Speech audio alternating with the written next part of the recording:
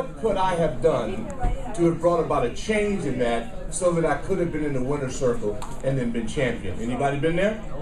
You've all been there. Some people don't get a second chance. But if you do, now let me talk about the fan. How many of you here are a fan of a sporting entity, a team, or a college? How many of you are fans? Then you might recognize that some of you put more effort into being a fan than you do of being a fan of your business, a fan of your own entity.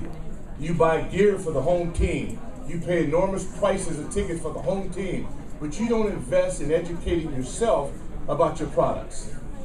You don't really know everything you could know about your industry.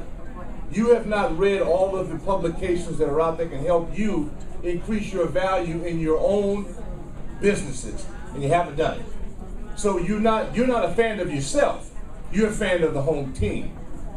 And then it comes down to being a champion. How many of you here have been in first place in anything at any time in your life? Sure. Salesman, saleswoman of the year, your company's been number one, you have been in the winner's circle.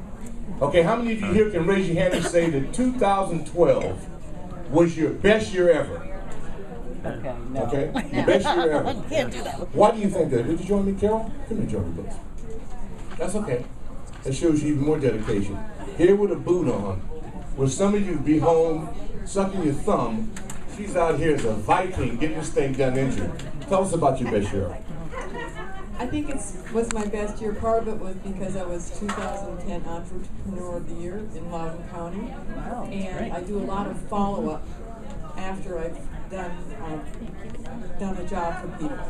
That has a lot to do with it, and I only hire the best and expect the best. Absolutely. Give her a round of applause, please. Thank you very much. First of all, why are you here? Find out. We do networking events. We just had our 70th Wednesday night, and it was a grand event. And I asked a lot of people that are involved, why are you here? Can anyone tell me, why are you here today? Anybody? Yeah. I beg your pardon? To make connections. What else? Why are you here?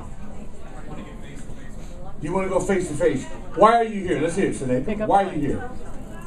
To promote your brand. You all have a reason that you're here. So you've identified what the target is. That to me is the target. The question now is that do you have the right ammunition in order to hit that target? And then where are you going to hit the target at? Are you going to hit it on the side? Are you going to hit it below? Or are you going to hit it in bullseye? Are you good enough to hit the bullseye? How many of you here believe that you're good enough to hit the bullseye? You have everything that it takes to get it done. Then why the heck ain't it happening? And why didn't it happen on demand? You got to be able to have the ability to make it happen when you want to make it happen. You know why most people don't? Laziness, lack of discipline. Don't really want it. Want to talk a good game, but when it comes down to doing what you need to do to put in the time, people come up short.